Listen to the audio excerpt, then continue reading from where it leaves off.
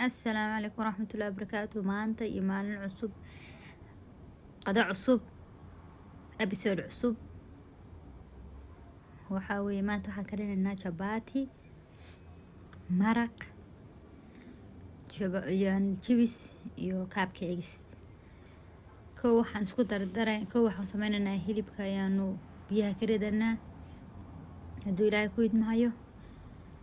erigu markii biyaha aan ka ridno waxaan ku daraynaa saliid saytuun xoogaaya hadduu ilaahay ku idmahayo. kadibna yaanyadii iyo barbaroonigii iyo toontii iyo kabsar caleentii waxaas dhan baa hal meel iskugu soo wada shiiday rug. kadib korka uga shubaynaa basasha, laakiin caadi inta jarjarnaa korka uga shubaynaa iyadana. hadduu ilaahay inii idmahayo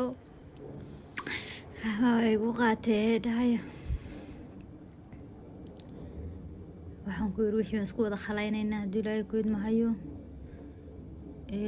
kadib markaan isku khalayno dhinaca kale jabatiga oo noo qasnaa oo noo xirxirnaa ayaanu waxaan sameynaynaa fitanaynaa. 2 dab baanu daaranay, actually 3 dab baan daaranay.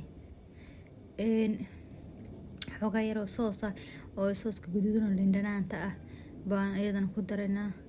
sidoo kale dhankaas markuu khaloobayo yaa inta baradhada ku darno intuu ka khaloobayo ayaan waxaan sameynaynaa jabatiga dubaynaa. dhinacan kale digsiga maaragtay la yiraahdo fryerka ee dhahan baan jibiska ku guranay, iyadana halkaasaan jibiska ka sugaynaa. sidoo kale ofanka waxaan gashanay cupcakeska, eegana halkaasaan noogu karsamayaa. dee waa kaas daawasho wanaagsan. intaa ka badan waxaan garan mayne.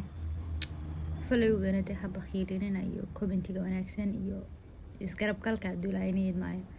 assalaamu calaykum.